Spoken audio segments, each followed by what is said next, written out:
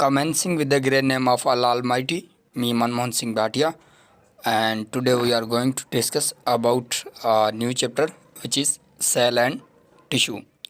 तो ये class 9th का स्टार्ट है और टॉपर बैच जो है MDK 2K 24 के लिए ये स्पेशली वीडियो है और बाकी जो 9th क्लास के अंदर बच्चे पढ़ रहे हैं उनके लिए भी बहुत इम्पोर्टेंट है। तो ये क्लास 9th का जो है सेल एंड टिश्यू चैप्टर है और सिंटैक्स हैं according to syntax new book. तो इस चैप्टर को जो है सबसे पहले मैं आपको इन्फॉर्म करूं कि मैं इसको किस तरह से जो है लेके चलूँगा। तो इसमें जो टुडेज़ गोल होगा हमारा, यानी कि कौन कौन सी चीज़ें जो है वो हम कवर करेंगे इस लेक्चर के अंदर। तो सबसे पहले जो है हम जो है बेसिक ऑफ सेल्स को जो है पढ़ेंगे और देन जो है प्रोकैरियोटिक सेल जो है वो हम कवर करेंगे। उसके बाद जो है इस चैप्टर को जो है हम किस तरह से स्टडी करें वो मैं आपको बता दूं। तो सबसे पहले जो है फर्स्ट वी स्टडी बेसिक्स। तो सबसे पहले जो है हम बिल्कुल स्टार्ट से जो है बेसिक से चीज़ों को पढ़ेंगे, अंडरस्टैंड करेंगे एंड उसके बाद जो है हम ओवरव्यू ऑफ सेल पढ़ेंगे, यानी कि कौन कौन से फीचर्स जो है वो सेल के अंदर मौजूद होते हैं। तो ओवरव्यू ऑफ सेल पढ़ेंगे हम और बेसिक पढ़ेंगे। उसके बाद जो है हम प्रोकैरियोटिक सेल को कवर करेंगे। ये हमारा फर्स्ट लेक्चर होगा और देन जो है हम कौन कौन से टॉपिक करेंगे उसके बाद जो है हम यूकैरियोटिक सेल की तरफ आएंगे। तो उसमें जो है plasma membrane, cell wall, endomembrane system जैसे टॉपिक्स जो है वो हम कवर करेंगे एंड उसके बाद जो है हम बाकी जो सबसेलुलर स्ट्रक्चर जो मौजूद होते हैं सेल के अंदर, जिसमें हमारा राइबोसोम्स हैं, उसके बाद माइटोकॉन्ड्रिया, प्लास्टिड एंड वैक्यूल जैसे टॉपिक कवर करेंगे। ये हमारा थर्ड लेक्चर होगा एंड लास्ट और फोर्थ जो है उसमें हम cytoskeleton elements, nucleus and cell theory जैसे टॉपिक जो है वो कवर करेंगे। तो ये है सबसे पहले जो है हम बिल्कुल स्टार्ट से जो है बेसिक से स्टार्ट लेंगे और ये है हमारा सेल। ठीक है, इस टर्म से जो है आप वाकिफ़ हैं और ये प्रीवियस स्टैंडर्ड से भी जो है आप इसको पढ़ते आए हैं। तो ये डेफिनेशन है सेल की, ये आपने छोटी क्लासेस से जो है डेफिनेशन को रटा हुआ है कि सेल जो है is a fundamental structural and functional unit of life. तो मैं ना कि आपको ये डेफिनेशन रटवाऊँगा बल्कि मैं जस्टिफाई करके दिखाऊंगा, जस्टिफाई करके बताऊंगा कि एक्चुअल में सेल जो है वो है क्या और why you call sell is a fundamental structural and functional unit of life. तो मैं जस्टिफाई करके बताऊंगा कि स्ट्रक्चरल यूनिट आप क्यों कहते हैं और फंक्शनल यूनिट आप क्यों कहते हैं।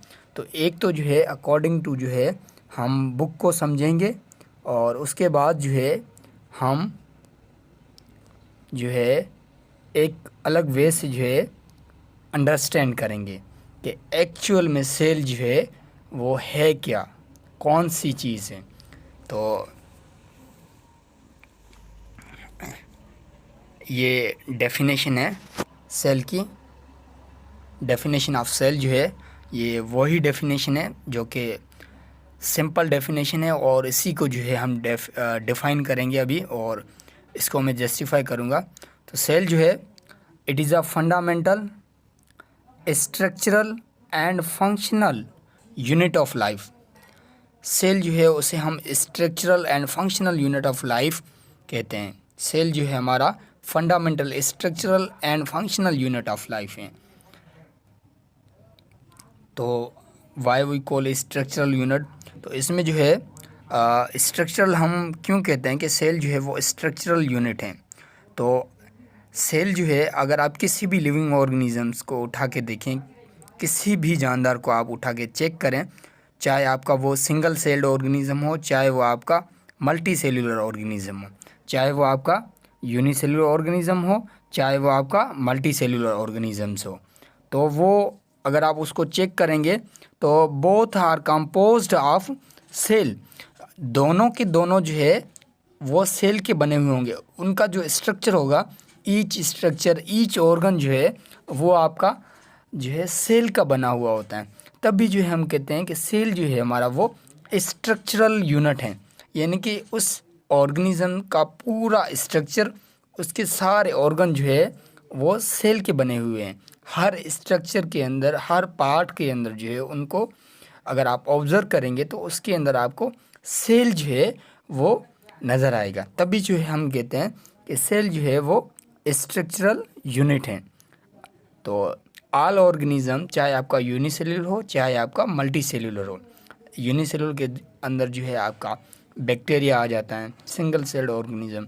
मल्टी सेल्यूलर के अंदर जो है आपके आ जाते हैं प्लांट्स आ जाते हैं, एनिमल्स आ जाते हैं, और इसमें जो है मल्टी सेल्यूलर यूकैरियोटिक होते हैं, और यूनिसेल्युलर जो है आपके इसमें प्रोकैरियोटिक भी आ जाते हैं और यूकैरियोटिक भी आ जाते हैं। तो are made up of cell. Functional unit जो है वो हम इसे क्यों कहते हैं वो भी हम देख लेते हैं। तो फंक्शनल यूनिट जो है वो हम क्यों कहते हैं, स्ट्रक्चरल हमने देख लिया। स्ट्रक्चरल हम क्यों कहते हैं, क्योंकि आप किसी भी लिविंग ऑर्गेनिज्म को उठा के देख लें तो उसके अंदर जो है उसका ईच स्ट्रक्चर, ईच ऑर्गन जो है उसके अंदर आपको सेल मिलता है, तो तभी हम कहते हैं वो स्ट्रक्चरल यूनिट हैं। तो आपको एक और बात याद रखनी है कि जो लिविंग बनाने वाली जो चीज़ होती है वो एक्चुअल में सेल ही होता है। तो लिविंग और नॉन लिविंग को डिफरेंशिएट करने वाला सेल होता है। लिविंग ऑर्गेनिज्म के अंदर जब आप लिविंग कह रहे हैं तो उसके अंदर आपको सेल मिलेगा, जबकि जो नॉन लिविंग थिंग्स है उसके अंदर आपको सेल नहीं मिलेगा। तो सेल जो है जिस भी जो है ऑर्गेनिज्म के अंदर जो है सेल होगा वो लिविंग होगी। बाकी जो नॉन लिविंग होते हैं जिनको आप इनएनिमेट भी कहते हैं, जिसका मतलब होता है नॉन लिविंग थिंग्स, तो उसके अंदर आपको सेल नहीं मिलेगा। तभी जो है हम कहते हैं कि नॉन लिविंग जो है तभी हम कह रहे हैं क्योंकि उसके अंदर सेल नहीं है। अगर सेल होता तो वो लिविंग हो जाती। ठीक है, तो नॉन लिविंग नॉट हैव, ये यहाँ पे मैंने ब्रैकेट के अंदर भी लिखा हुआ है कि नॉन लिविंग जो है नॉट हैव सेल। तो नॉन लिविंग थिंग्स जो होती हैं उनके अंदर सेल नहीं होता है, तभी जो है हम उसको नॉन लिविंग कहते हैं। अगर सेल उनके अंदर होता तो हम उनको लिविंग कहते हैं। अच्छा, उसके बाद जो है फंक्शनल यूनिट हम क्यों कहते हैं, क्योंकि जो है अब देखें फंक्शनल यूनिट जो है हम तभी कहते हैं क्योंकि हर लिविंग ऑर्गेनिज्म जो है उसका जो फंक्शनल यूनिट होता है वो सेल होता है। अब लिविंग ऑर्गेनिज्म जो होते हैं आपके जिसमें मल्टी सेल्यूलर हैं या चाहे आप यूनिसेल्यूलर ले रहे हैं, अब यहाँ पे पहले आपको जो है समझना पड़ेगा फंक्शनल यूनिट जो है हम सेल को क्यों कहते हैं। देखें आप जो है एक यूनिसेल्यूलर ऑर्गेनिज्म जो है बैक्टीरिया को ले लें। अब बैक्टीरिया जो है वो एक सेल का बना हुआ है। ठीक है, बैक्टीरिया जो है एक सिंगल सेल का ऑर्गेनिज्म है। अब उस बैक्टीरिया के अंदर जो है वो सारी एक्टिविटीज़ जो है वो कर सकता है जिन जो है यानी कि वो सारी एक्टिविटीज़ जो है ये सेल कर सकता है जिनकी उन्हें नीड है, यानी कि जिन कामों की जो है जिन एक्टिविटीज़ की बैक्टीरिया को नीड है वो सारी खुद कर सकता है। उससे जो है किसी और जो है चीज़ की नीड नहीं है, तो ये सारी वो एक्टिविटीज़ कर सकता है, वो सारी इसेंशियल एक्टिविटीज़ खुद परफॉर्म कर सकता है। तो तभी जो है इसको हम फंक्शनल यूनिट कहते हैं ऑफ लाइफ। तो आप देखें ये भी एक सेल है बैक्टीरिया का, ये सारी वो एक्टिविटीज़ कर सकता है जिनकी इस बैक्टीरिया को नीड है, तो इसे जो है बाकी और स्ट्रक्चर की नीड नहीं है, तभी हम इसको कहते हैं फंक्शनल यूनिट ऑफ लाइफ। इसी तरह हमारे बॉडी के अंदर भी जो है जो मल्टीसेलुलर ऑर्गेनिज्म होते हैं उसका ईच सेल जो है हर सेल इंडिपेंडेंटली फंक्शन करता है। उस सेल को जो है उस सेल के अंदर जो एक्टिविटीज़ हो रही है वो इंडिपेंडेंटली वर्क करता है, उससे किसी और चीज़ की नीड नहीं पड़ती हैं, तभी जो हम सेल को कहते हैं फंक्शनल यूनिट ऑफ लाइफ। ठीक हो गया। तो सेल जो है इस वजह से हम इसको फंक्शनल यूनिट ऑफ लाइफ कहते हैं। Anything smaller than cell not have independent existence. अगर आप यहाँ से देखें तो एनीथिंग, ये आप अगर यहाँ से मैं इसका कलर चेंज कर लेता हूँ, तो anything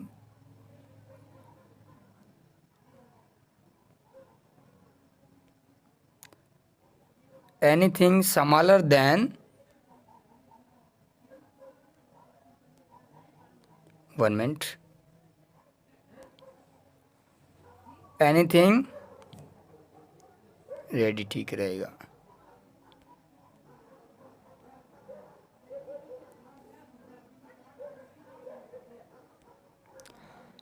anything smaller than cell not have independent existence.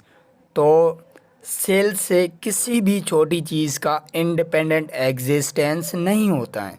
तो इससे आपको ये समझना है कि सेल के अंदर जितने भी सब सेल्यूलर स्ट्रक्चर होते हैं उनका इंडिपेंडेंट एग्जिस्टेंस नहीं होता है। वाहिद वो सेल ही हैं जो कि इंडिपेंडेंटली एग्जिस्ट करता है, और सेल से किसी भी छोटी चीज़ का इंडिपेंडेंट एग्जिस्टेंस नहीं होता है। जैसे कि वायरस जो है वो बहुत सेल से छोटा है, वो इंडिपेंडेंटली एग्जिस्ट करता तो है बट वो अपनी कॉपीज़ जो है वो इंक्रीज़ नहीं कर पाता है। वो जब होस्ट सेल के अंदर जाता है तो वहाँ पे जो है जाके अपनी कॉपीज़ जो है वो बनाता है। तो आपको ये याद रखना है कि सेल जो है उसका इंडिपेंडेंट एग्जिस्टेंस जो है वो होता है। सेल से किसी भी छोटी चीज़ का जो है इंडिपेंडेंट एग्जिस्टेंस नहीं होता है। तो ये यहाँ पे बात लिखी हुई है कि सेल जो है उसका नॉट हैव इंडिपेंडेंट एग्जिस्टेंस। उसके बाद जो है यहाँ पे एक क्वेश्चन है कि which of the following not have independent existence, यानी कि वो, अब यहाँ पे मैंने 3 ऑप्शन दिए हुए हैं कि इनमें से आपको अटेम्प्ट करना है कि वो कौन सी स्ट्रक्चर हैं जिसका इंडिपेंडेंट एग्जिस्टेंस नहीं होता है। ठीक है, which of the following not have independent existence. तो पहला ऑप्शन जो है वो बैक्टीरिया है, दूसरा अमोइबा, और थर्ड जो है सी जो है क्लोरोप्लास्ट। तो जैसे कि मैंने इसे क्वेश्चन से पहले अभी बताया कि इसमें बैक्टीरिया जो है वो इंडिपेंडेंटली एग्जिस्ट कर सकता है, अमोबा जो कि यूनिसेलुलर ऑर्गेनिज्म है ये भी कर सकता है, जबकि क्लोरोप्लास्ट जो है वो इंडिपेंडेंट एग्जिस्ट नहीं कर सकता। ठीक है, तो इसका करेक्ट आंसर जो है ये क्लोरोप्लास्ट है। उसके बाद है नोट के अंदर मैंने कुछ यहाँ पे मेंशन किया है। Unicellular organism exist independently. Unicellular organisms जो होते हैं वो इंडिपेंडेंटली एग्जिस्ट करते हैं, वो सारी इसेंशियल एक्टिविटीज़, वो सारे रिएक्शंस परफॉर्म कर सकते हैं जिनकी उनको नीड हैं। देखें, वो एक सिंगल सेल ऑर्गेनिज्म है, उसे जो रिएक्शंस, जो सारी चीज़ें रिक्वायर्ड होती हैं वो खुद जो है सिंगली जो है परफॉर्म करते हैं, उनको किसी और चीज़ की नीड नहीं होती है। दिस प्रूफ, तो यहाँ से जो है प्रूव हो जाता है कि सेल जो है, cell is a structural and functional unit of life. So यहाँ पे जो है ये आपकी डेफिनेशंस जो है वो क्लियरली जस्टिफाई हो गई, श्योर हो गया कि सेल जो है is a structural and functional जो है unit of life.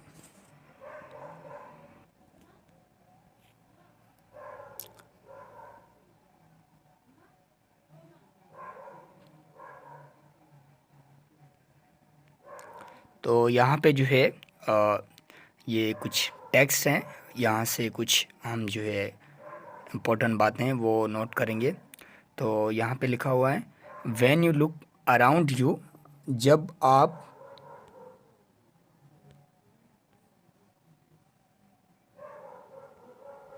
When you look around you जब आप अपने इर्द गिर्द देखते हैं तो आपको जो है बहुत living and non living things जो है वो देखने को मिलती हैं।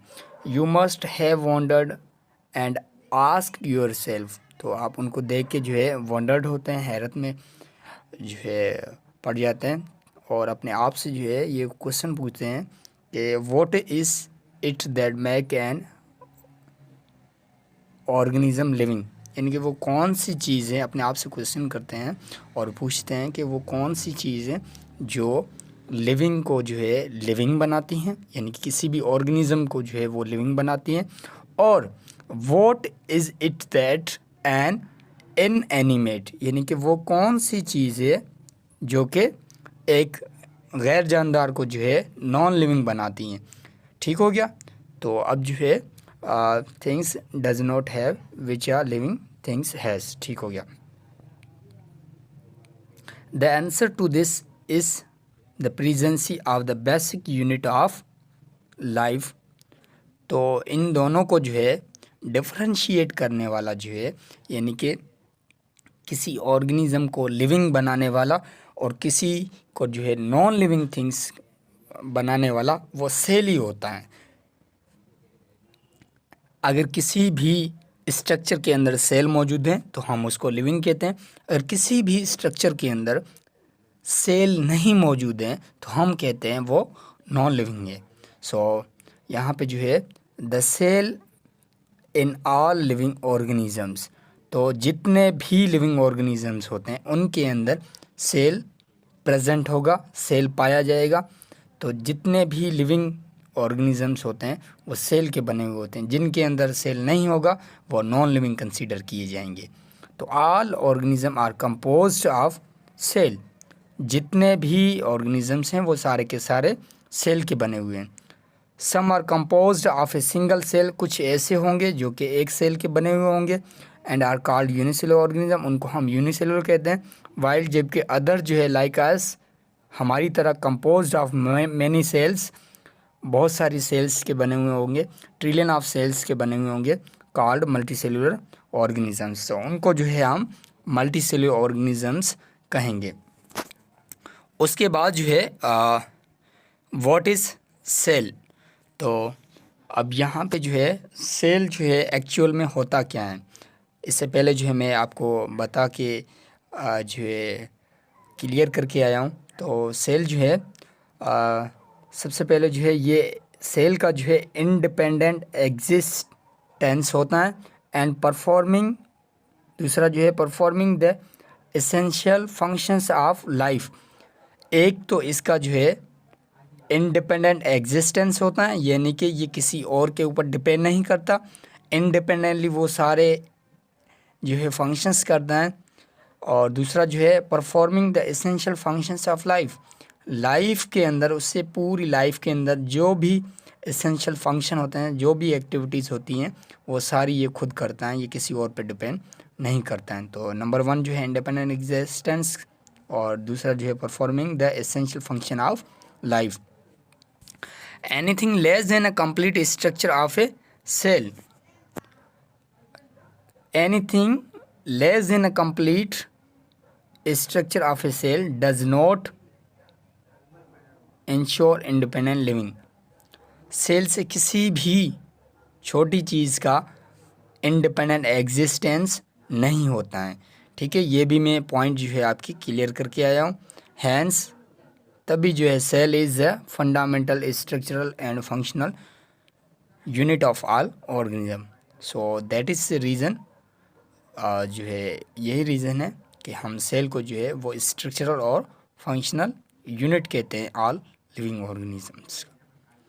उसके बाद जो है ये वो भाई साहब हैं, ठीक है, इसको आपने छोटी क्लासेस से भी पढ़ा है। तो ये स्टीमन रॉबर्ट हुक हैं। तो हम जो है डिस्कवरी ऑफ सेल पे जो है थोड़ा सा फ्लैश मारेंगे। तो ये डिस्कवरी ऑफ सेल जो है स्टीमन रॉबर्ट हुक ने जो है सबसे पहले जो है सेल को डिस्कवर किया था, और वो सेल जो है डेड था। ठीक है, तो अब जो सेल की जो डिस्कवरी थी, ये सबसे पहले जो है इस साइंटिस्ट ने जो है ये एक जो है मतलब कि बैठा हुआ था, तो इसके जहन में जो है ये ख्याल आया कि ये जितने भी प्लांट्स हैं ये किस चीज़ के बने हुए हैं, यानी कि कौन सी चीज़ है इनके अंदर मौजूद हैं। तो इसने जो है एक प्लांट जो है उसकी जो बार्क होती हैं, ठीक है, इस स्टेम अगर आपने देखा हो प्लांट का, ऊपर जो है शूट वाला पार्ट, बीच में स्टेम, शूट के अंदर जो ऊपर लीफ होता है और बीच में जो है स्टेम होती हैं। तो स्टेम का जो आउटर जो एपिडर्मिस होती हैं, ठीक है, उस बार्क में से जो है इसने उस बार्क को लिया और माइक्रोस्कोप पे लगाया। तो जब उसके अंदर इसने लगाया माइक्रोस्कोप के अंदर, तो वो लाइट माइक्रोस्कोप थी, उसके अंदर जब लगाया इसने तो उसको इस तरह का स्ट्रक्चर नज़र आया। अगर आप ये यहाँ पे देखें तो ये जो है इस तरह का स्ट्रक्चर जो है उन्हें नज़र आया। ये अगर आप यहाँ पे देखें तो इस तरह का जो है स्ट्रक्चर उसे नज़र आया। तो उसने जब ये स्ट्रक्चर देखा माइक्रोस्कोप के अंदर, जिस तरह से हनी कॉम्ब होती हैं, अगर आपने जो मक्खियाँ होती हैं उनका अगर आपने हाउस देखा हो तो उसमें ना ऐसे कंपार्टमेंट्स बने हुए होते हैं, ठीक है। ये अगर आप यहाँ पे देखें तो ये जो है कंपार्टमेंट की तरह का स्ट्रक्चर है, ठीक है। अगर ये भी देखें आप, ये भी देखें कंपार्टमेंट की तरह का स्ट्रक्चर है। तो उनको जो है इस तरह के स्ट्रक्चर नज़र आए। तो अब उसने कहा कि मैं जो है इसको कौन सा नाम दूं, ठीक है। तो उसके जहन में एक लैटिन लैंग्वेज का जो है वर्ड आया, सेला। अब सेला जो है वर्ड जो है वो लैटिन लैंग्वेज का वर्ड है, उसका मतलब होता है कि हॉलो स्पेस या कंपार्टमेंट। क्योंकि उसको जब ये स्ट्रक्चर नज़र आया तो बेसिकली जो है रूम की तरह के, देखें अगर आप देखें इनमें से तो रूम की तरह के ही स्ट्रक्चर जो है, एक कंपार्टमेंट, फिर दूसरा, तीसरा, चौथा, पांचवा, छठा, सातवां, आठवां, नौवां, दसवां, इस तरह से के जो है हंड्रेड्स ऑफ कंपार्टमेंट नज़र आए। तो उसके जहन में वर्ड आया सेला, जिसका मतलब होता है कंपार्टमेंट या होलो स्पेस। तो इस स्टीफन रॉबर्ट हुक ने जो है उसको नाम दे दिया सेला का, ठीक है, कि ये जो है प्लांट जो है सेला का, पूरा प्लांट जो है वो सेला का बना हुआ है। तो सेला जो है जिसका मतलब होता है कंपार्टमेंट या होलो स्पेस। तो उसको जो है फिर जो है सेल के टर्म से जो है अभी जो है हम उसको पढ़ते हैं। तो सेल जो है उसने जो है फाइनली इसको सेल का जो है नाम दिया कि प्लांट्स जो है are made up of cells. तो ये सबसे पहले जो है इस स्टीफन रॉबर्ट हुक ने जो है सेल को डिस्कवर किया था फ्रॉम जो है बार्क ऑफ प्लांट, उसकी जो आउटर कवरिंग होती है एपिडर्मिस, उसमें से जो है इसने सबसे पहले सेल को डिस्कवर किया 1665 के अंदर।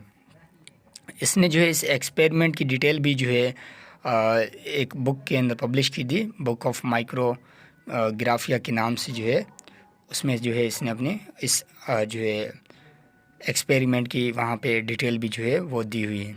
तो ये वो साइंटिस्ट था जिसने जो है सबसे पहले जो है सेल को डिस्कवर किया और इसने बताया कि प्लांट्स जो है are made up of cell.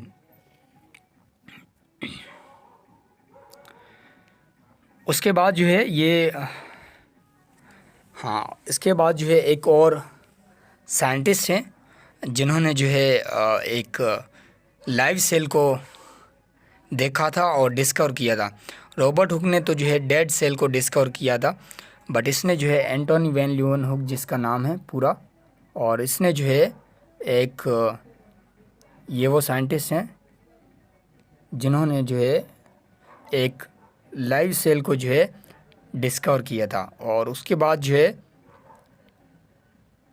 Robert brown जो है इसने न्यूक्लियस को डिस्कवर किया था। The invention of the microscope and its improvement leading to the electron microscope revealed all the structure detail of cell। उसके बाद जब इन्वेंशन हुई माइक्रोस्कोप की और उसके बाद जब उसके अंदर इम्प्रूवमेंट आने लगी, ऐसा ऐसा जब उसकी इम्प्रूवमेंट हुई माइक्रोस्कोप की, उसके बाद जो है ऑल स्ट्रक्चर जो है धीरे धीरे जो है ऐसा ऐसा जो है उनकी स्टडी होने लगी और वो भी जो है ऐसा ऐसा जो है डिस्कवर होने लगे। अच्छा, उसके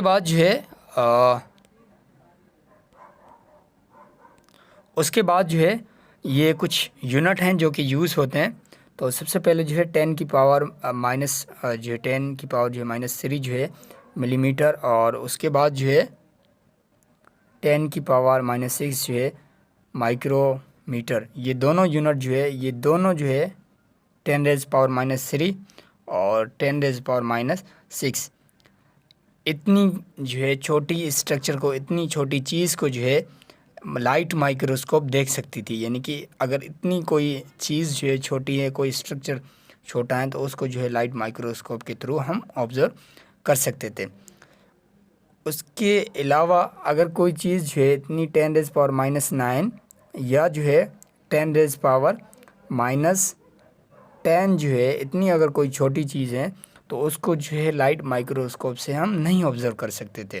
तो उसको जो है हम इलेक्ट्रॉन माइक्रोस्कोप के थ्रू जो है ऑब्ज़र्व कर सकते हैं। तो ये 10 raise power -3 millimetre, 10 raise power -6 micrometre जो है, इन दोनों को जो है लाइट माइक्रोस्कोप के थ्रू जो है हम ऑब्ज़र्व कर सकते हैं। अगर कोई चीज़ जो है इतनी छोटी है, तो उसको लाइट माइक्रोस्कोप के थ्रू हम देख सकते हैं। अगर कोई जो है 10 रेज़ पावर -9 नैनोमीटर या 10 रेज़ पावर -10 एंगस्ट्रॉन जो है, इतनी अगर छोटी है, तो उसको हम लाइट माइक्रोस्कोप से नहीं देख सकते। उसके लिए हमें इलेक्ट्रॉन माइक्रोस्कोप की नीड पड़ेगी। तो ये जो है यूनिट्स जो है ये यूज़ होंगे इस चैप्टर के अंदर। तो इनकी जो है आपको रेंज भी जो है याद रखनी है। तो ये वो भाई साहब हैं एंटोनी वैन लीeuwenhoek, जिन्होंने जो है, ये वो साइंटिस्ट हैं एंटोनी वैन लीeuwenhoek, जिन्होंने सबसे पहले जो है एक लिविंग सेल को जो है, लाइव सेल को जो है डिस्कवर किया था, और वो फ्री सेल थे। ठीक है, जिसमें जो है आपके, ये अगर मैं जूम करके दिखाऊं, इसमें जो है आपके वाइट ब्लड सेल भी आ जाते हैं, और उसके बाद जो है रेड ब्लड सेल भी आ जाते हैं, और ये सेक्स सेल जो है, मेल सेक्स सेल जो है, स्पर्म भी आ जाता है, और बैक्टीरिया भी आ जाता है। तो इन लिविंग सेल को जो है सबसे पहले जो है फर्स्ट लिविंग सेल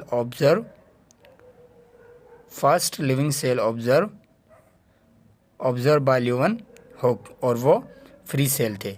ठीक हो गया। और उसके बाद ये वो साइंटिस्ट था रॉबर्ट ब्राउन, फर्स्ट जो है इसने ऑब्ज़र्व किया था न्यूक्लियस इन रूट सेल। ये वो साइंटिस्ट था रॉबर्ट ब्राउन, जिन्होंने जो है न्यूक्लियस को डिस्कवर किया था प्लांट की रूट्स के अंदर।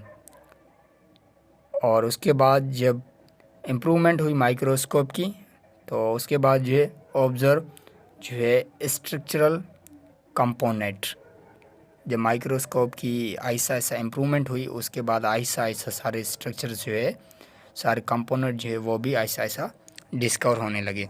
तो ये जो है 2-3 साइंटिस्ट के नाम तो जो है आपको एनी हाउ याद रखने, जिसमें रॉबर्ट ब्राउन न्यूक्लियस डिस्कवर किया जिसने, और एंटोनी वैन लीeuwenhoek जिसने एक लिविंग सेल को जो है डिस्कवर किया रूट सेल के अंदर, और थर्ड जो है आपका रॉबर्ट हुक, जिन्होंने सेल को जो है डेड सेल को डिस्कवर किया सबसे पहले 1665 के अंदर। तो ये जो है 3 नाम तो आपको याद रखने हैं। अच्छा, यहाँ तक तो था आपके बुक के अकॉर्डिंग। ठीक है, अब जो है हम एक अलग नज़रिए से जो है सेल को देखेंगे कि एक्चुअल में जो सेल हैं वो है क्या। अब देखें, ये अंडरस्टैंडिंग ऑफ सेल। तो सेल जो है, मैंने कहा कि कंपार्टमेंट, सेल की जो मीनिंग है उसका मतलब ही यही होता है। सेला मीन कंपार्टमेंट और चैम्बर। तो ये यहाँ पे वही बात लिखी है मैंने, सेल जो है वो चैम्बर या कंपार्टमेंट है। तो ये आपका मैंने यहाँ पे रेक्टेंगुलर में बनाया है, जबकि सेल जो है प्लांट का सेल वो रेक्टेंगुलर होते हैं, बाकी जो एनिमल का सेल होता है वो स्पेरिकल होता है, राउंड इन शेप होता है। तो ये सेल है, और सेल जो है एक कंपार्टमेंट होता है। ठीक है, एक चैम्बर की तरह होता है। तो अब ये सेल हैं, और सेल इज़ अ कंपार्टमेंट, और इसके आउटसाइड जो है एक मीडियम होता है। ठीक है, इसके बाहर जो है एक मीडियम होता है, या हम यूँ कह लें बाहर जो एक इन्वायरमेंट होता है, बाहर वाला एक्सटर्नल इन्वायरमेंट होता है, और इनसाइड जो है इसके साइटोप्लाज्म होता है, और इनसाइड जो है इसकी क्या होता है, एक इंटरनल इन्वायरमेंट होता है जिसको हम कहते हैं साइटोप्लाज्म, और उसके अंदर ना फ्लूइड भरा हुआ होता है और जेल लाइक सब्सटेंस मौजूद होता है जिसको हम मैट्रिक्स कहते हैं। तो यहाँ पे इनसाइड जो है इसके साइटोप्लाज्म के अंदर जो है बहुत सारे जो है various type of chemical reactions जो है वो हो रहे होते हैं, बहुत सारे रिएक्शंस हो रहे होते हैं जिसको हम कलेक्टिवली जो है मेटाबॉलिज्म कहते हैं, जिसमें जो है आपका फॉर एग्जांपल जो है ए जो है बी के अंदर कन्वर्ट हो रहा है, बी जो है सी के अंदर, या सिंपली जो है यहाँ पे एनाबॉलिक और कैटाबॉलिक जो है हम कह लें कि चीज़ें बनती भी हैं और ब्रेक भी होती हैं।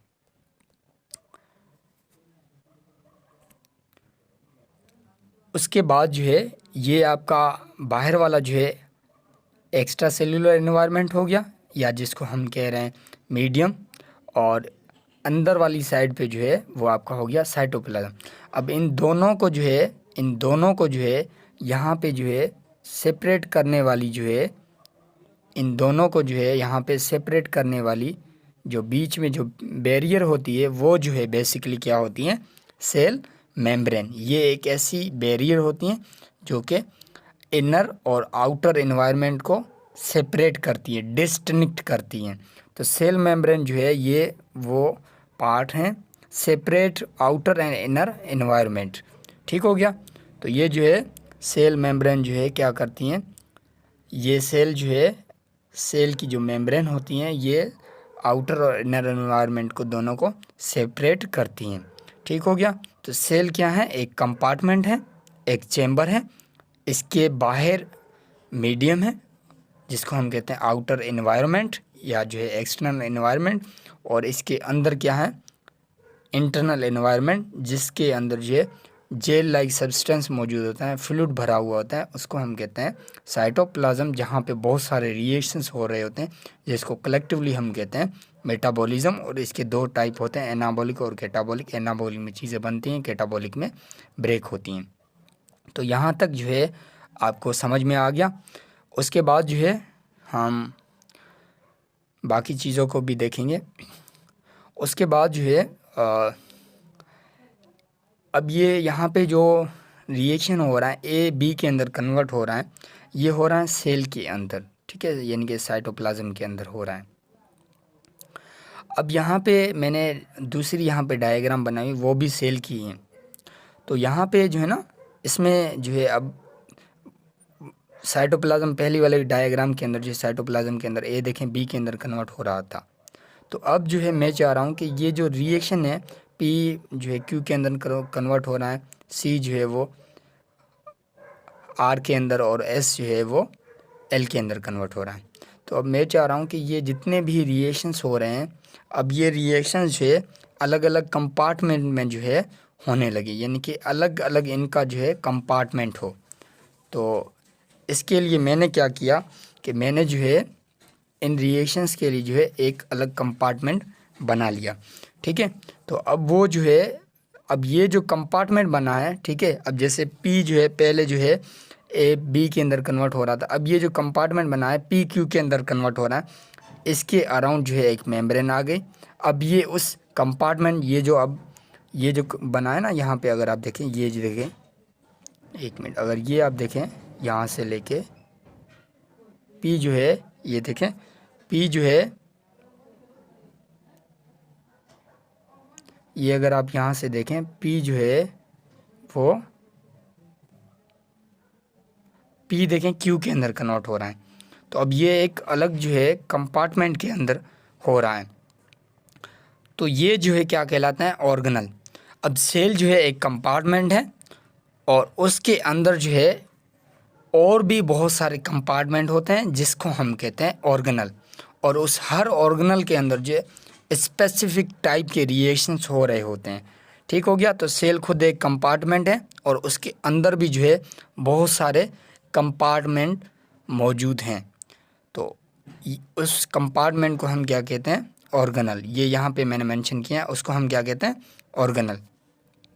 तो ये समझ में आ गया। अब ये सारे रिएक्शंस जो साइटोप्लाज्म के अंदर हो रहे थे फ्रीली, अब वो सारे रिएक्शंस जो है, हर रिएक्शंस जो है वो स्पेसिफिक जो है ऑर्गेनल्स के अंदर जो है होगा।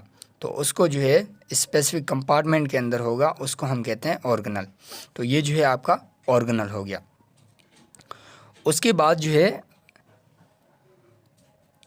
इस सेल के अंदर जो है एक सेंटर जो है न्यूक्लियस होता है, उसके अंदर डीएनए जो है वो प्रेजेंट होता है। ठीक है,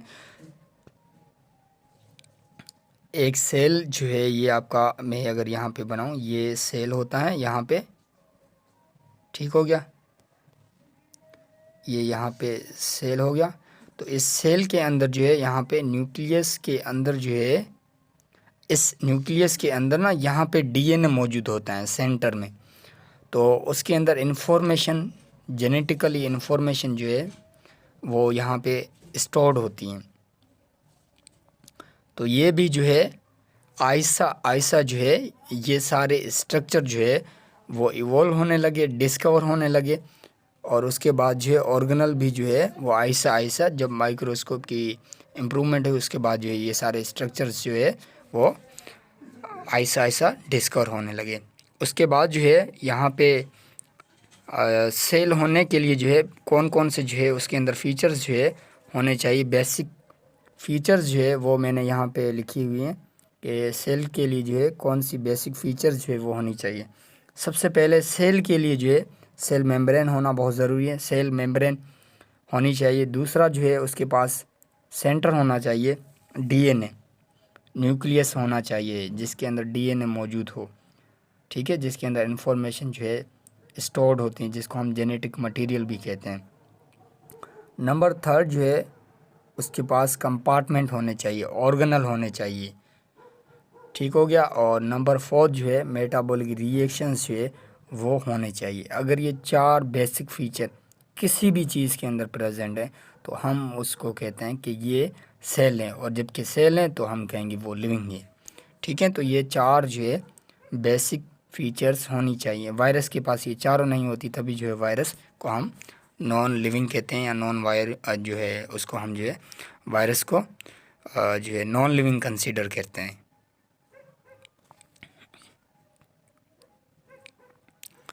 उसके बाद जो है हम ओवरव्यू ऑफ सेल को अंडरस्टैंड करेंगे।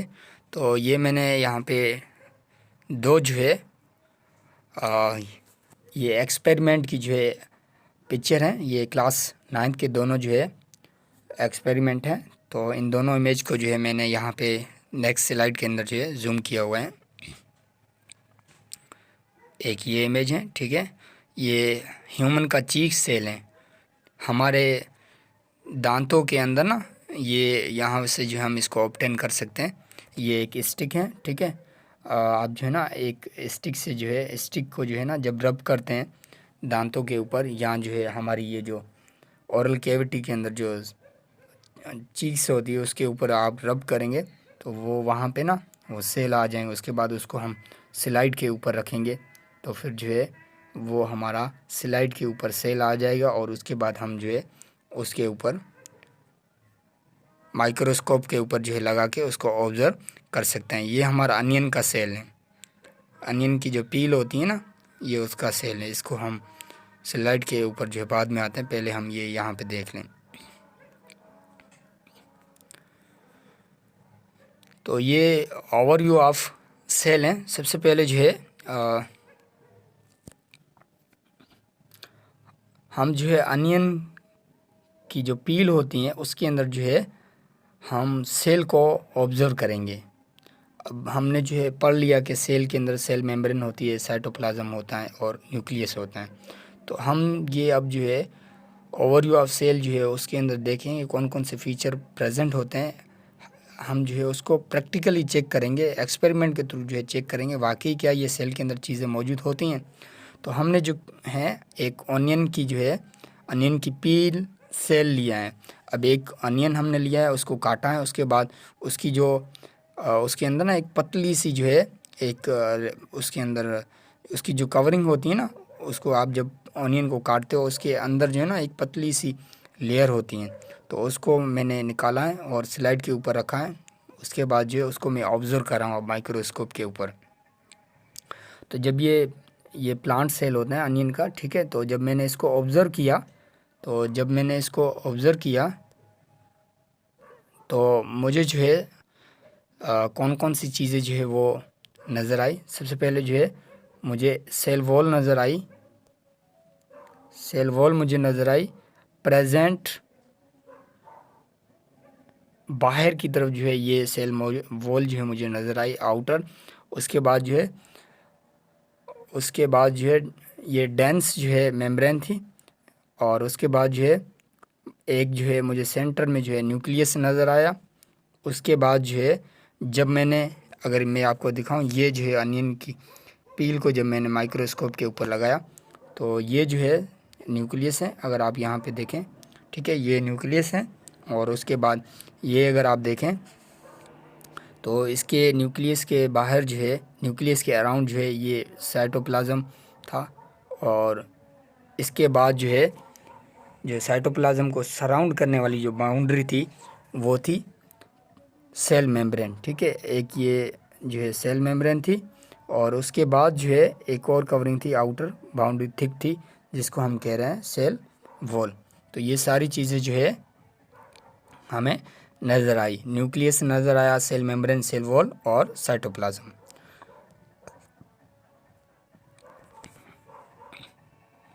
तो ये जो है इस तरह का जो है रेक्टेंगुलर शेप का जो है सेल होता है प्लांट का। तो ये जो है अनियन की पील में से जो है मुझे नज़र आया। उसके बाद जब चीक सेल जो है हमने लिया, ठीक है, एक स्टिक ली, उसके ऊपर कॉटन लगा के और मैंने दांतों के ऊपर रब किया, वो सेल जो है उस कॉटन के ऊपर आ जाएगा। मैंने स्लाइड जो है, एक कॉच की स्लाइड होती है रेक्टेंगुलर टाइप की, जैसे मलेरिया जो है सैंपल भी स्लाइड पे जो है लिया जाता है, ब्लड लिया जाता है और माइक्रोस्कोप पे रख के उसको एनालाइज किया जाता है।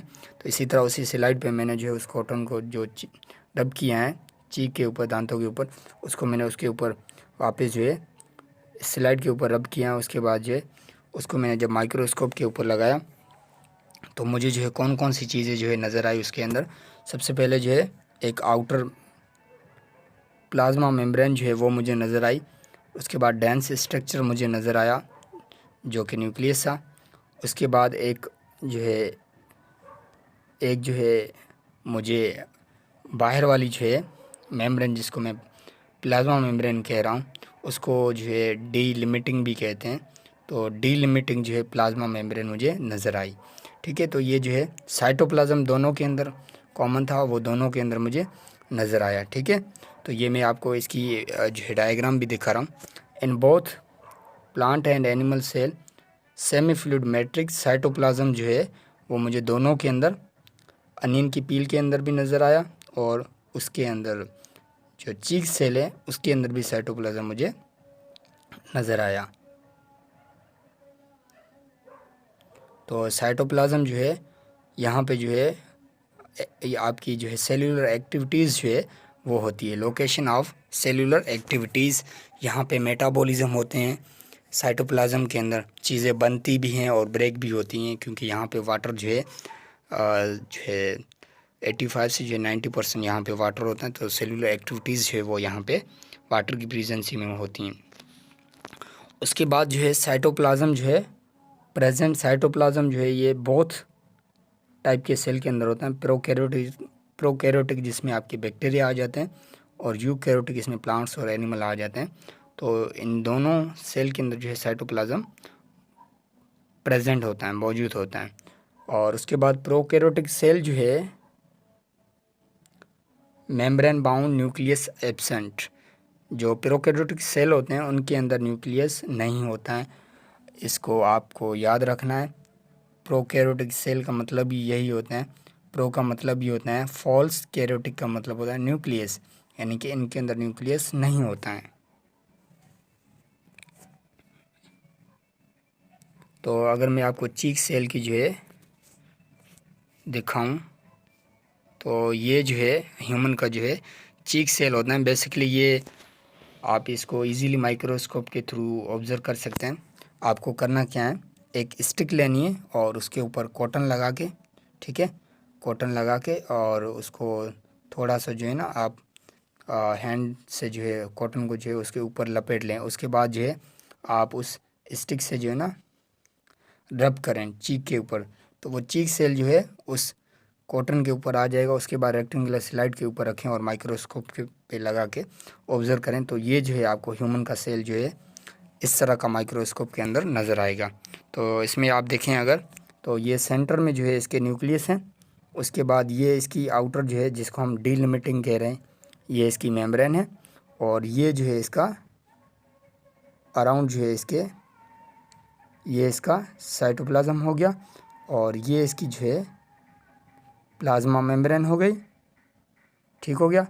और ये जो है इसका न्यूक्लियस हो गया। तो ये जो है 3 कॉमन चीज़ें जो है ये सेल के लिए होना लाजमी। अगर ये 3 चीज़ें भी किसी के पास हैं तो हम कहते हैं कि ये सेल हैं, साइटोप्लाज्म, न्यूक्लियस, प्लाज्मा मेम्ब्रेन, ठीक है। ये भी जो है आपकी बात क्लियर हो गई कि सेल के लिए जो है ये तीनों चीज़ें जो है होना ज़रूरी है। तो ये ह्यूमन का चीक सेल था और ये जो है अनियन की पील है, ठीक है।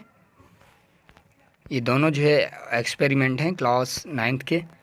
और अच्छा, उसके बाद जो है ये कुछ जो है मैंने लिस्ट यहाँ पे मेंशन की ऑर्गेनल की, तो ये भी आपको याद रखना है। बहुत सारे क्वेश्चंस यहाँ से पूछे जाते हैं एमडीकेट के हवाले से भी, कि अब देखें यहाँ पे मैंने जो है 3 जो है वे से जो क्लासीफाई किया हुआ है। वो कौन से ऑर्गेनल हैं जो कि विदाउट मेम्ब्रेन है, और उसके बाद वो कौन से ऑर्गेनल हैं जिसकी सिंगल मेम्ब्रेन होती हैं, वो कौन से ऑर्गेनल हैं जिसकी डबल मेम्ब्रेन होती हैं। सेल के अंदर जो कंपार्टमेंट हैं उसको हम ऑर्गेनल भी कहते हैं, उसको हम सब सेलुलर स्ट्रक्चर भी कहते हैं, यानी कि सब सेल्यूलर, सेल से भी छोटे स्ट्रक्चर, ठीक है। तो ये आपको ऑर्गेनल, सब सेलुलर स्ट्रक्चर जो है याद रखना है। तो अब आपको ये भी याद रखना है कौन से ऐसे ऑर्गेनल हैं जिसकी मेम्ब्रेन नहीं होती हैं आउटर, वो कौन से ऑर्गेनल हैं जिसकी सिंगल मेम्ब्रेन होती हैं, और वो कौन से ऑर्गेनल हैं जिसकी डबल मेम्ब्रेन होती हैं। तो ये आपको याद रखना है। सबसे पहले जो है राइबोसोम्स जो है इसकी कोई भी जो है आउटर बाउंड्री नहीं होती, कोई भी मेम्ब्रेन नहीं होती है। लोकेशन कहाँ पे होती है इसकी, ये कहाँ पे पाए जाते हैं, तो ये साइटोप्लाज्म ऑफ प्रोकैरियोटिक और यूकैरियोटिक सेल, दोनों सेल्स के अंदर जो है ये पाया जाता है, और ये इसकी आउटर मेम्ब्रेन नहीं होती हैं। उसके अलावा बाकी और भी ऑर्गेनल हैं जिनके अंदर जो है ये पाया जाता है। तो ये जो है प्रोकैरियोटिक और यूकैरियोटिक सेल के अंदर, दोनों के अंदर राइबोसोम्स पाया जाता है। और दूसरी बात जो है आपको याद रखनी है, विदाउट मेम्ब्रेन ऑर्गेनल जो है एक सेंट्रियोल भी है जो कि सिर्फ़ और सिर्फ एनिमल सेल के अंदर पाया जाता है। ये यहाँ पे सेंट्रियोल है, सिर्फ एनिमल सेल के अंदर पाया जाता है और इसकी आउटर कोई भी मेम्ब्रेन नहीं होती है।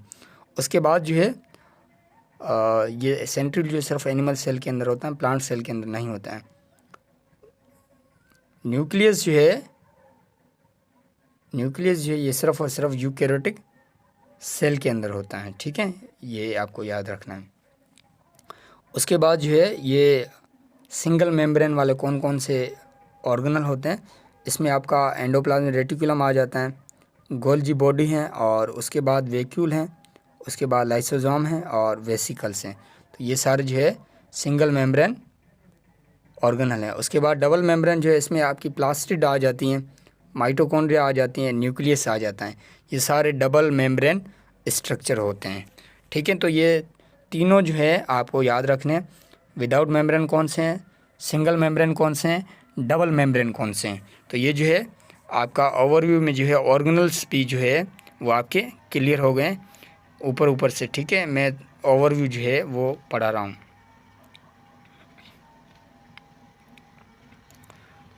उसके बाद जो है ये, अगर इसको हम टेक्स्ट को जो है रीड करें, कुछ अहम बातें, तो बिसाइड द न्यूक्लियस, अगर न्यूक्लियस के करीब आप देखें तो eukaryotic cell have other membrane bound distinct structure called organelle. Nucleus के बी साइड जो है अगर आप ऑब्ज़र्व करें तो वहाँ पे आपको कुछ कंपार्टमेंट लाइक जो है स्ट्रक्चर नज़र आते हैं, तो उसको हम क्या कहते हैं, ऑर्गेनल।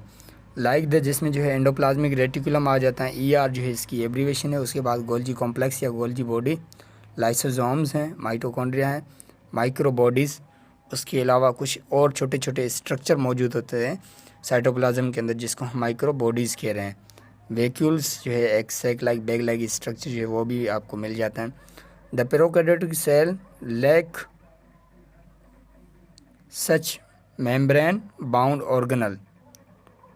और प्रोकैरियोटिक सेल जो होता है उसके अंदर सच मेम्ब्रेन बाउंड ऑर्गेनल्स जो है, जिसको हम जो है कह रहे हैं राइबोसोम्स, ठीक है। The prokaryotic cell lack such membrane bound organelle, ribosomes are non membrane bound organelle found in all cell of both prokaryotic as well as prokaryotic, eukaryotic as well as prokaryotic. Within the cell ribosomes are found not only in the cytoplasm but also within the two organelle, chloroplast in plant and mitochondria on rough endoplasmic reticulum। अच्छा, अब इसको मैं आपको explain करके बताता हूँ क्या लिखा हुआ है। अब प्रोकैरियोटिक जो सेल है, ठीक है, तो the prokaryotic cell lacks such membrane bound organelle. जो प्रोकैरियोटिक सेल है उसके अंदर मेम्ब्रेन बाउंड ऑर्गेनल जो होता है वो होता है न्यूक्लियस, वो प्रोकैरियोटिक के अंदर नहीं मौजूद होता है, ठीक हो गया। उसके बाद जो है ribosomes are non membrane bound organelle found in all cells both eukaryotic as well as prokaryotic. Ribosomes जो होता है वो नॉन मेम्ब्रेन बाउंड ऑर्गेनल होता है, उसकी बाहर की तरफ कोई भी मेम्ब्रेन नहीं होती हैं। वो दोनों टाइप के सेल के अंदर पाए जाते हैं, यूकैरियोटिक के अंदर भी और प्रोकैरियोटिक के अंदर भी, ठीक हो गया।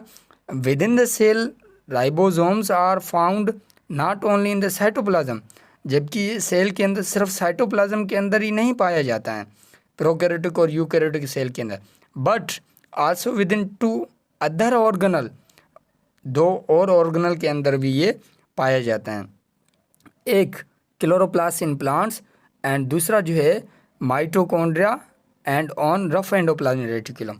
दूसरा माइटोकॉन्ड्रिया के अंदर भी पाया जाता है और तीसरा जो है ये रफ एंडोप्लाज्मिक रेटिकुलम के अंदर भी पाया जाता है।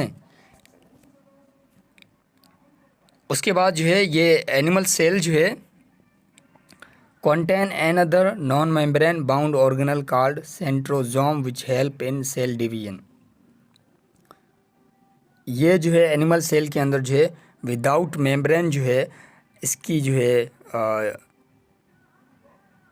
इसकी कोई भी मेम्ब्रेन नहीं होती है, ठीक है। ये भी ऑर्गेनल है, ये सिर्फ जो है एनिमल सेल के अंदर पाया जाता है। सेंट्रोसोम जिसको हम कहते हैं, इसके अंदर बेसिकली सेंट्रियोल मौजूद होते हैं। सेंट्रोसोम क्यों कहते हैं, क्योंकि ये न्यूक्लियस के करीब होता है एक स्ट्रक्चर और इसके अंदर मौजूद होते हैं सेंट्रियोल, जो कि सेल डिवीजन में हेल्प करते हैं। उसके बाद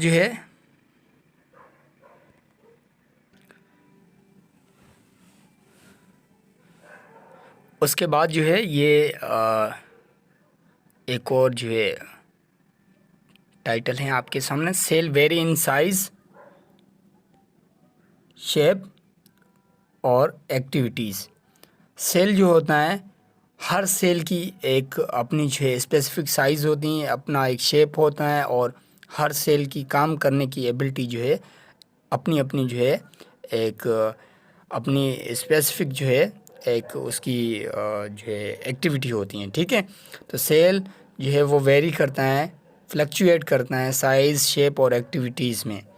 तो साइज़ ऑफ सेल अगर हम देखें तो सबसे पहले जो है अगर आप प्रोकैरियोटिक सेल को देखें, बैक्टीरिया का जैसे जिसके अंदर आ जाते हैं आपके, तो उसका साइज़ होता है 2.5 माइक्रोमीटर और इसको जो है हम 10⁻⁻⁶ जो है माइक्रोमीटर के अंदर जो है ले सकते हैं। तो इसका जो है इतना साइज़ होता है। ये प्रोकैरियोटिक के अंदर जो है आपके बैक्टीरिया आ जाते हैं, जिसमें जो है माइकोप्लाज्मा जो है ये प्रोकैरियोटिक सेल के अंदर आ जाता है और इस कैटेगरी के अंदर जो है माइकोप्लाज्मा के अंदर जो है ये PPLO जो है, प्लूरोन्यूमोनिया जो है, ये प्लूरोन्यूमोनिया लाइक ऑर्गेनिज्म जो है ये माइकोप्लाज्मा के अंदर आ जाता है, जिसका साइज़ जो है 0.1 माइक्रोमीटर से लेके 0.3 माइक्रोमीटर इसका जो है साइज़ होता है, और ये सबसे स्मॉलेस्ट साइज़ जो है इसका होता है। ठीक है, तो ये आपको याद रखना है। उसके बाद लार्जेस्ट साइज़ जो है वो ऑस्ट्रिच एग का होता है।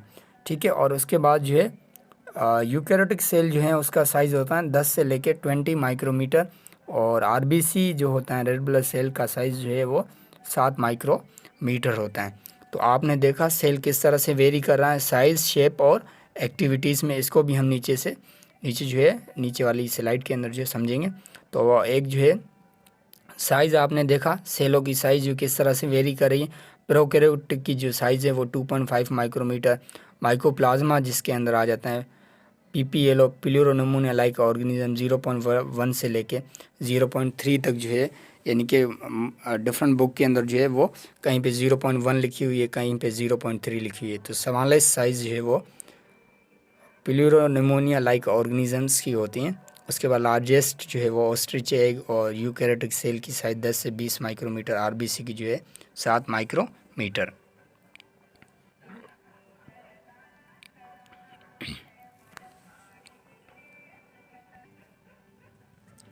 तो ये जो है टेक्स्ट हैं, इसको भी हम थोड़ा सा रीड कर लेते हैं जल्दी से।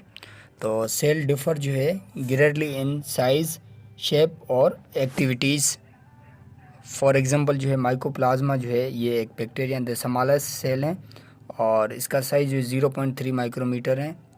उसके बाद बैक्टीरिया जो है लेंथ, वाइल बैक्टीरिया जो है कुड भी 3 से लेके 5 माइक्रोमीटर जो है वो हो सकती हैं।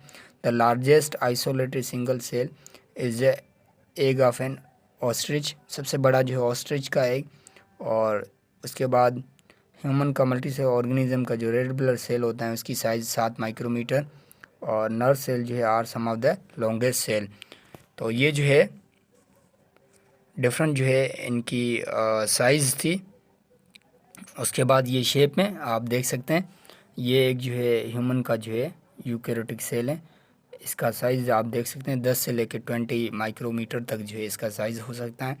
ये बैक्टीरिया का सेल है जो कि 2 से लेकर 5 माइक्रोमीटर तक हो सकता है। डिफरेंट बैक्टीरिया का साइज़ होता है 3 से लेकर 5 भी कह सकते हैं, यहाँ पे 1 से लेकर 2 माइक्रोमीटर लिखा हुआ है। तो वेरियस टाइप के बैक्टीरिया की साइज़ जो वेरी करती है फ्राम जो है कहीं पे 1.2 है, कहीं पे 3 से लेके 5 तक।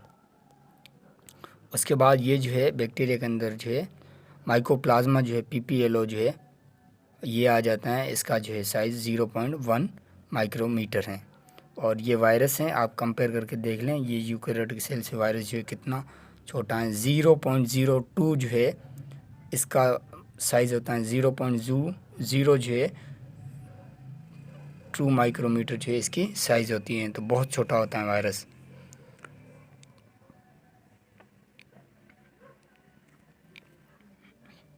उसके बाद जो है हम अगर शेप ऑफ सेल को देखें तो शेप में भी जो है सेल वेरी करते हैं। तो ये पूरा चार्ट है यहाँ पे, तो एक लोकेशन है, दूसरा जो है शेप है। तो अगर RBC की लोकेशन, यहाँ से क्वेश्चन पूछे जा सकते हैं इस चार्ट में से कि RBC जो है उसकी लोकेशन क्या है, तो आपको याद रखनी है लोकेशन इसकी ब्लड है, और इसका शेप जो है वो किस टाइप का है, राउंड और बाय कनकेव। अगर ऊपर से देखेंगे स्पेरिकल नज़र आएगा, अगर साइड से देखेंगे तो बाय कनकेव जो है वो आपको नज़र आएगा। ठीक हो गया, तो ये जो है आपका RBC हो गया। उसके बाद जो इनकी मैं शेप भी आपको नीचे वाली स्लाइड के अंदर जो है दिखा रहा हूँ। वाइट ब्लड सेल जो है इसमें जो है जो शेप होता है वाइट ब्लड सेल का वो अमोबॉइड होता है। ठीक है, यानी कि इरेगुलर शेप होता है। उसके बाद जो है कॉलमनर एपिथेलियल जो है इसकी लोकेशन इंटेस्टाइन होती है, और ये जो है लॉन्ग और जो है नैरो टाइप के सेल होते हैं। उसके बाद नर्व सेल की लोकेशन कहाँ पे होती है, ब्रेन, ये जो है लॉन्ग और ब्रांच टाइप के जो है होते हैं। उसके बाद जो है जाइलम है ये आपका, और ये जो है लोकेशन इसकी जो है अच्छा ये ट्रेकियड जो है ये सेल होते हैं, इसकी अगर लोकेशन देखें तो जाइलम के अंदर होता है और पानी को कंडक्ट करना जो है इनका काम होता है। तो ये जो है एलोंगेटेड होते हैं, लंबे सेल होते हैं। मेसोफिल सेल जो है अगर इसकी लोकेशन पूछी जाए तो वो लीफ के अंदर होती हैं और ये राउंड और ओवल शेप के होते हैं। तो ये जो है आपने देखा कि डिफरेंट टाइप के सेल होते हैं और उनकी डिफरेंट लोकेशन होती हैं, डिफरेंट जो है वो शेप के होते हैं और एक्टिविटीज़ जो है इनके काम भी जो है वो वेरी करते हैं फ्रॉम सेल टू सेल। तो ये वाइट ब्लड सेल्स हैं आपके, इसमें जो है आपके वाइट ब्लड सेल में जो है न्यूट्रोफिल, ईओसिनोफिल्स और मोनोसाइट्स जो है ये आ जाते हैं। देखें आप, इनका शेप जो है वो वेरी है और हर सेल का जो है अपना एक इंडिविजुअली जो है फंक्शन है। उसके बाद ये कॉलमनर जो है एपिथेलियल आ जाते हैं आपके। इसका शेप आप देखें तो वाइट ब्लड सेल से जो है इसका शेप वेरी कर रहा है, ठीक है। उसके बाद ये जो है आपका नर्व सेल है, ठीक है। तो इसका जो है आप शेप देखें, अब ये कॉलमनर से जो है वेरी कर रहा है और इसका काम भी जो है वो डिफरेंट होता है। जब आप इसको देखें मेसोफिल सेल, ठीक है, तो अगर मेसोफिल सेल आप देखें तो यहाँ पे ये जो है मेसोफिल सेल होते हैं आपके। ये अगर यहाँ पे देखें आप, तो ये जो है दो टाइप के जो है इसके अंदर, पहला साइड मेसोफिल पेरेन्काइमा सेल और स्पंजी पेरेन्काइमा मेसोफिल सेल होते हैं। तो ये सेल का अगर आप शेप देखें तो ये उससे जो है वेरी कर रहे हैं। तो हर सेल जो है वो साइज़ के लिहाज से, शेप के लिहाज से और एक्टिविटी के लिहाज से जो है वो वेरी करते हैं। तो दिस इज़ ऑल अबाउट जो है सेल एंड टिश्यू। ये एक इंट्रोडक्शन था, तो ये बुक के अकॉर्डिंग भी था, बहुत अहम था। और इंशाल्लाह जो है नेक्स्ट वीडियो के अंदर, नेक्स्ट लेक्चर के अंदर जो है मैं टेक्स्ट को भी गो थ्रू करूँगा और इंशाल्लाह इस चैप्टर को जो है हम बहुत अच्छे से पढ़ेंगे क्योंकि ये बहुत अहम चैप्टर हैं। एक ये और दूसरा फर्स्ट ईयर के अंदर जो है बायोलॉजिकल मॉलिक्यूल होता है। तो अगर ये दोनों चैप्टर जो है आप समझ जाते हैं तो आपको जो है ना पूरी बायोलॉजी जो है वो आसानी से जो है समझ में आ जाती हैं। क्योंकि ऐसे समझे कि ये दोनों चैप्टर जो है जिस तरह से एक कमरे की बुनियाद जो होती है ना, एक बिल्डिंग की ईंट या जैसे पिलर कह लें, वो होती है ये दोनों चैप्टर्स। अगर ये दोनों चैप्टर्स आपको अच्छे से समझ में आ जाएं तो फिर पूरी बायोलॉजी जो है वो आपको समझ में आ जाएगी। तो इंशाल्लाह जो है नेक्स्ट लेक्चर में मिलते हैं।